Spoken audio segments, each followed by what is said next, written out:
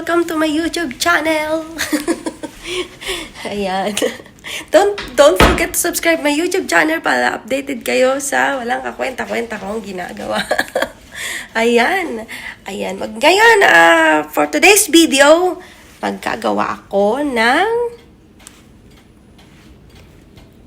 kwek-kwek sauce. Or fishball, or kikiam, pwede na rin. Ayan. Maggagawa ako ng tokneneng.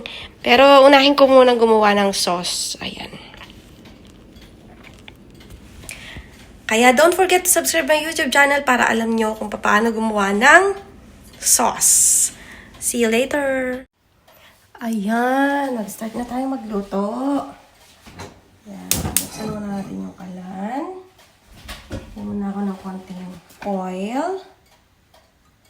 Yan.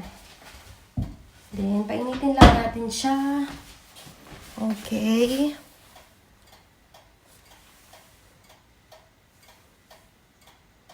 Yan. Ayan. Gusto ko kasi nag-craving ako sa nag-craving ako sa tokneneng. Ayan, this is the ingredients. Okay. Kung mainit na siya.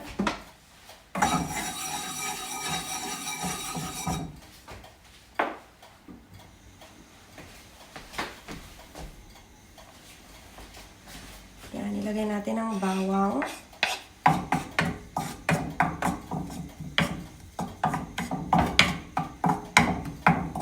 Yan, sibuyas. Yan. Itong sobrang mga ingredients na to, ilalagay ko to sa sauce. Sa suka naman, mamaya. Gawa tayo ng suka. Ayan. Ilagay ko na rin yung sili. Kasi gusto kong kumatas yung konti lang naman yan. Ayan. Pakatasin natin ang pakatasin yung ating sibuyas. Prito natin yung sibuyas na maigit para kumatas yung lasa niya. Ayan, stir lang natin siya, no? Hanggang sa mag-brown lang na siya ng konti. Kasi mas masarap yung magba-brown siya. Dahil na nalabas yung katas ng kanyang lasa. Okay. Hitin lang tayo ng a little bit. Yan. Yan.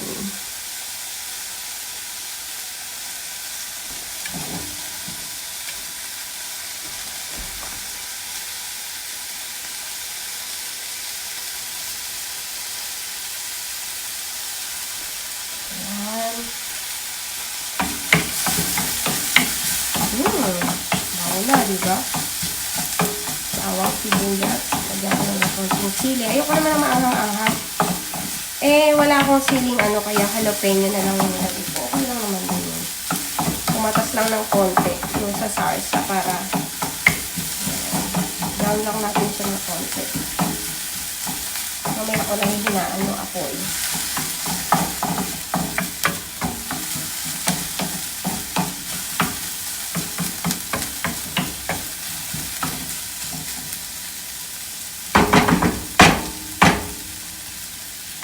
Okay.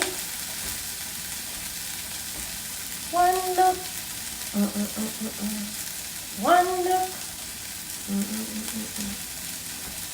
Tama niya. Kung nakikita ko na nagkakaroon na ng konting brown.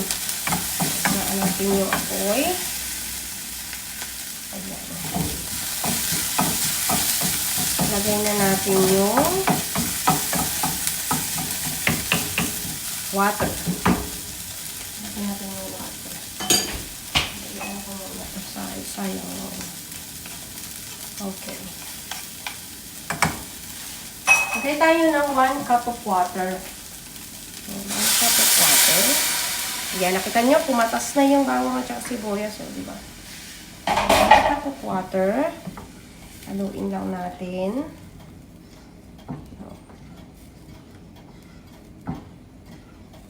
Okay. Tsaka natin siya timplahan ng 1 tablespoon of soy sauce.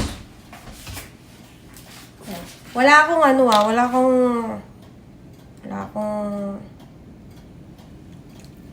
akong brown sugar.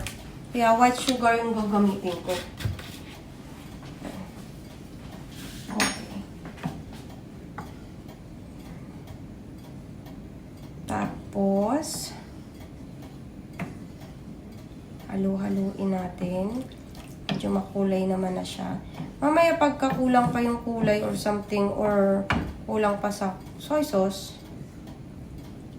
ayan. Lalagyan na ulit natin siya. Naka-ready lang naman dyan eh. Soy sauce. Okay, hintayin natin siyang kumulo. Ayan. Makulo na siya. Kulo na ba? Madali lang naman to gawin, guys eh. Madali lang siyang gawin. So easy. Kung may mga ingredients kayong sibuyas, bawang, toyo lang, tapos may kayong sukal. Perfect na yun. Yun lang naman yung nun eh, ingredients nun eh.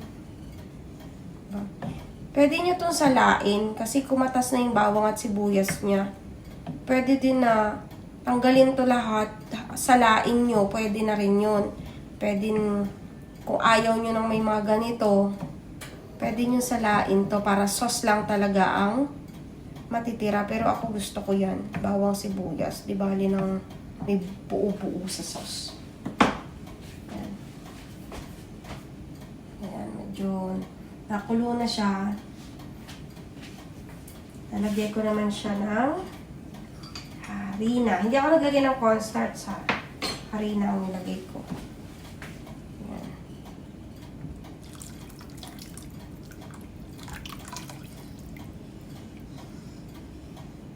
Ayan. Lagay lang ako ng 2 tablespoon ng harina. Tapos, half cup of water. Pero tingin ko hindi approve sa akin ng kulay. Kailangan niya pa ng soy sauce. Yan. Pero mag-ano naman yan mamaya. Pagka yan, magkukulay brown yan mamaya. Ayan. Ngayon, lagyan natin siya ng sukal. Ayan. 2 tablespoon of sugar. Lagyan ko ng 3 tablespoon of sugar. Lagyan ko siya ng konting paminta. Kunti lang. Pampalasa lang. At saka konting sin. Para mag-ano lang siya. Okay. Tapos mamaya susubukan kong tikman kung okay ba yung lasa. At pagpasok na sa lasa ko, okay na siya. Pero kailangan haluin nyo talaga siya. Ayan. Hi guys! Ayan.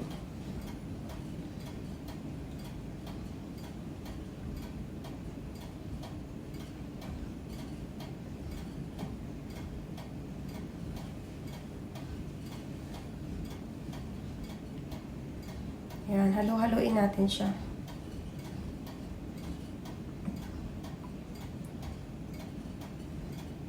Ayan, hanggang sa lumapot siya.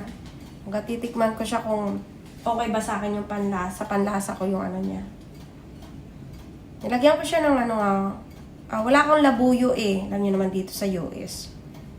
Saan pa ako hanap ng labuyo?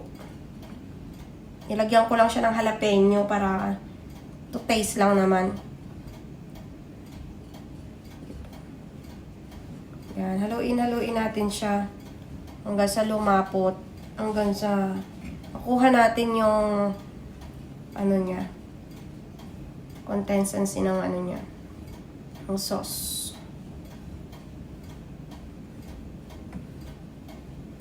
Gusto ko makuha ko yung mixture na gusto ko. Di ako gumamit ng cornstarch ha. Pero mamaya, pag gumawa tayo ng Meron tayong baking powder, cornstarch, harina, mamaya sa ating kwek-kwek. No? Nag-order pa kasi ako sa Wii. And mamaya pa siya dadating. Diba? Parang hindi ko gusto yung kulay na lumalabas. Lagyan ko pa ng konti. Konting soy sauce pa. Konti lang. Yan. Sayang yung... Okay. Ay, parang... Ayan. Lumabas na yung kanyang tunay na kulay. Parang isang tao lang. Pag plastic ka, lalabas talaga yung tunay na kulay. Charot.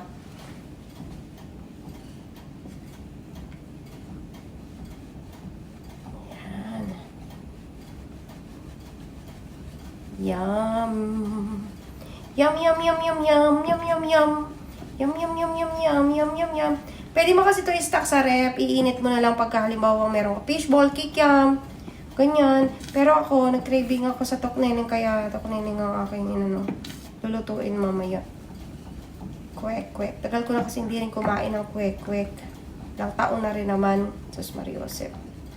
8 years na yata ako din nakakain ng toknening. Eh ngayon may pagkakataon akong gumawa ng Ay, sarap. Ito yata yung gustong-gusto kong sauce. Ayan. Tikman ko na siya. Tapos pagka okay na siya. Tikman ko na siya.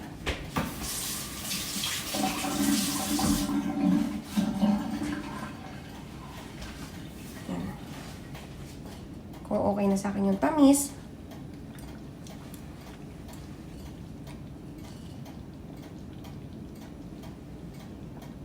Hindi yata. Pero kumagat yung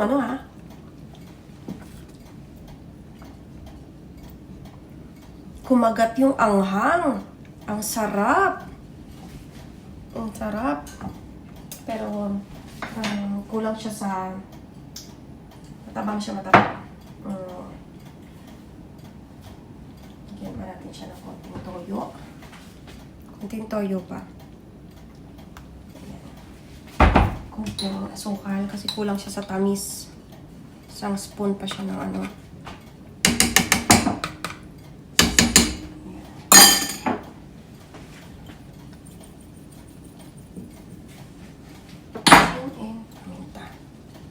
Okay. Ito perfect na to, I'm sure. Sigurado ako.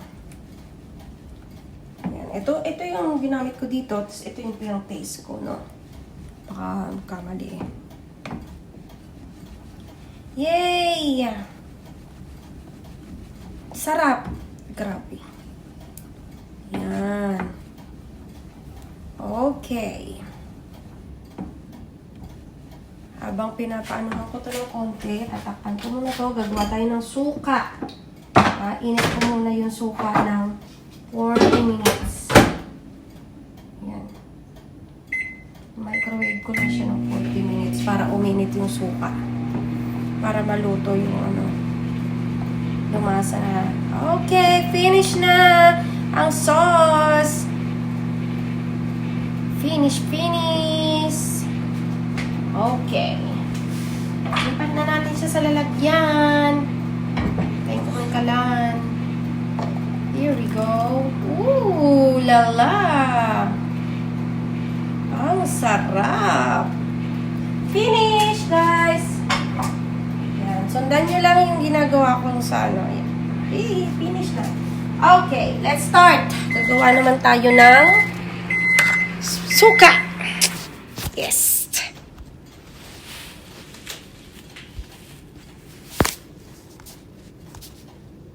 Suka, ayan. Meron tayong sibuyas, bawang, sili. Konting sili. Nalagay rin tayo syempre ng konting asin dyan at saka konting asukal. Yan. Ito, pinainitan ko tong suka. Yan. Hugas muna ako ng kamay. Okay. Tapos na yung natin, guys. Tapos na yung natin, sauce natin, yung sweet and sour sauce. Ayan. Sweet siya. Nalagyan ko ng sili. Ito naman yung suka. Yan, mag-ready naman tayo. Okay, lalagay ko na yung sili.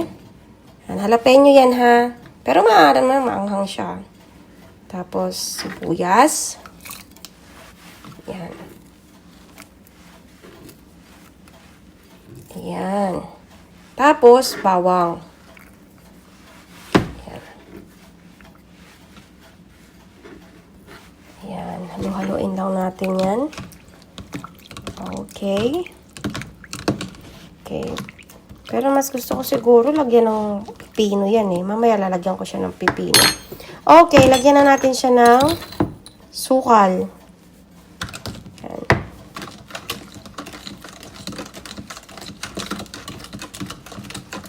And lagyan natin siya ng sin.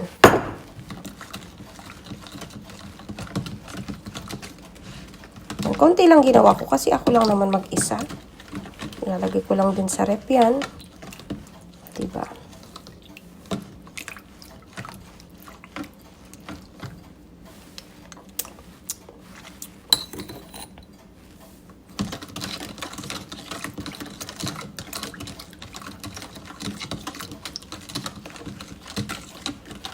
Lalagyan ko siya mamaya ng pipino. Gusto ko may pipino eh. Okay.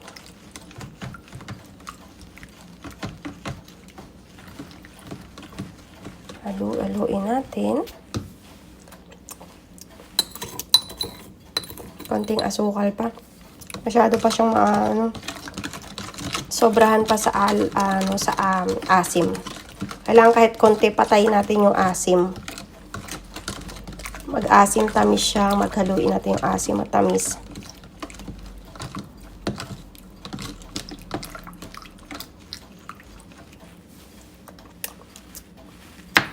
Perfect. Huwag natin siyang paminta. Yan.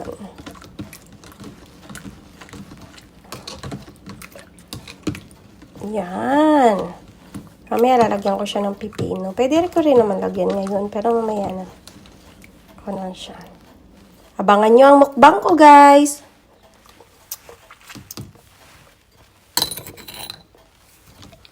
Okay, perfect na to. Ayan guys, thank you for watching. Abangan nyo yung pagluluto ko ng tokneneng mamaya, part 2. Kasama na rin ang pagmumukbang ko. Okay guys, thank you so much everyone. God bless.